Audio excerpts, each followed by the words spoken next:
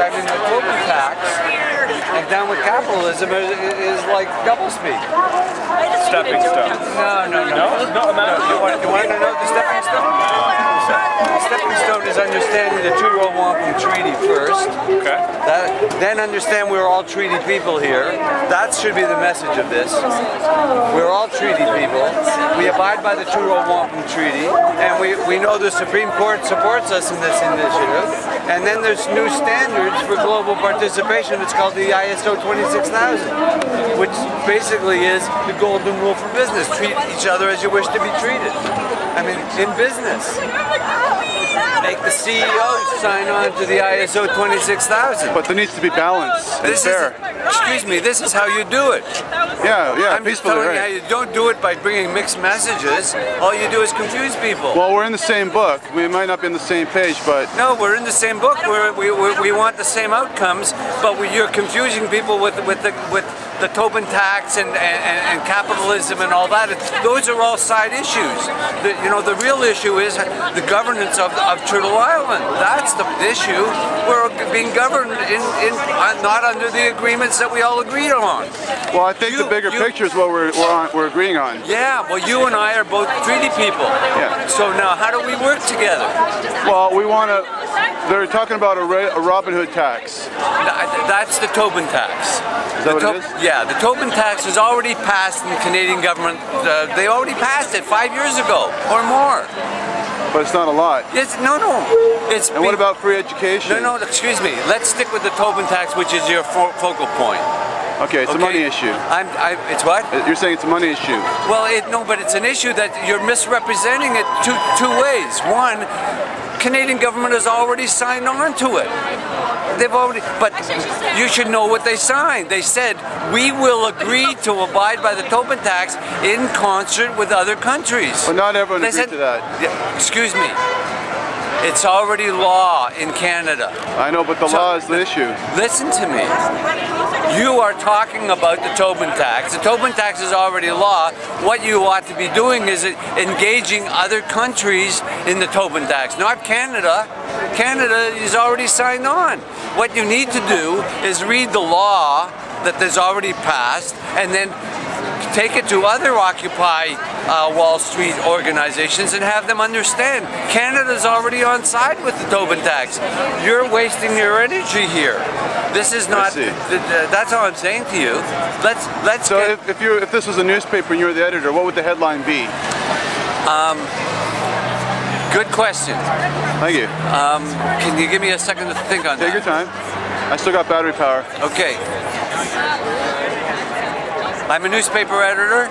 Oh, perfect. Okay, and I'm going to give you the headline. The headline for this march is. And what would your message be at? My message is: Occupy Wall Street finds purpose. The purpose is, how do you bring all the groups together, all these divergent groups together with one common theme? What is the common theme? We're on Turtle Island. We have an agreement already in place called the Truro Wampum Treaty, and we have an agreed guidance principles called the ISO 26000. That is one idea can change the whole course of the world today as we know it. And so that's your solution? I have a sidebar solution. Okay. The sidebar solution is to bring forth a discussion that no one should get paid more than the president of the country. No CEO, unless he can justify it to his shareholders and a peer group of citizens. That whatever we pay the top guy in our country, the CEO should get no more. So a cap on salary? No, not a cap on salaries. I don't want to say that. I want to say I want to encourage people to justify what they get. I don't want to cap anybody, but I want everyone to at least compare it to the leader of the country. I see. You know, do you believe in free education as well? Absolutely, absolutely. In fact, we should. The number one issue of our day is making education free for all, using the technologies that we have. Yeah. And my daughter, I'm gonna bitch for a second. My daughter said, "Dad, I got this great book for my university course. I got it for $90. got the whole course for $90. No, she got a book at $90, and why she was happy, she got it at half price. $90 for a book that I can get better information on the same subjects over the internet in 20 seconds combined use of time on Google or Badai or whichever search engine I use. And the professor wanted her to buy the book because he published it. She got a deal, $90. Anyways, university should be free. I agree. And we can make it free by using technology and the energy of the people that want to learn. That's a good idea, using technology, making it more accessible. Absolutely, and we can do it. We can. It's all ready to be shifted now because technology is caught up to our ideas. I think the bottom line is imbalance in the world, and everyone's feeling it, and everyone wants to somehow find direction and then take lead. You know, there's not enough leadership, so it's hard to, if you don't have direction, you can't really be a leader. And I sense that you sense that as well, that there's not enough leaders. No, we got more than enough leaders. We don't have enough people that understand what the leaders are saying. How about vote for the solution and not the politician? That's it.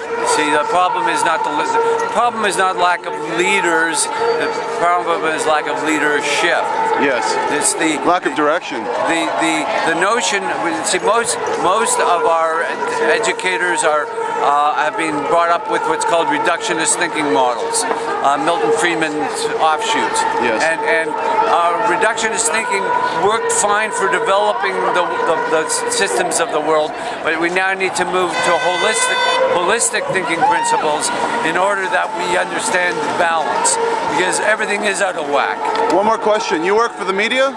I could. I see, but when you did, do you feel that, in your opinion, as someone who works in media or did, do you feel that the media is representing fairly the voice of what people are trying to get out?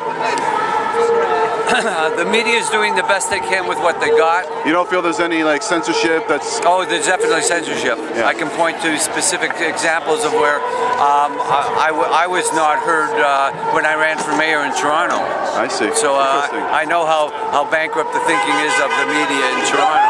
Well, you need money apparently. It's not so much money as you need the people that are on the take to support you.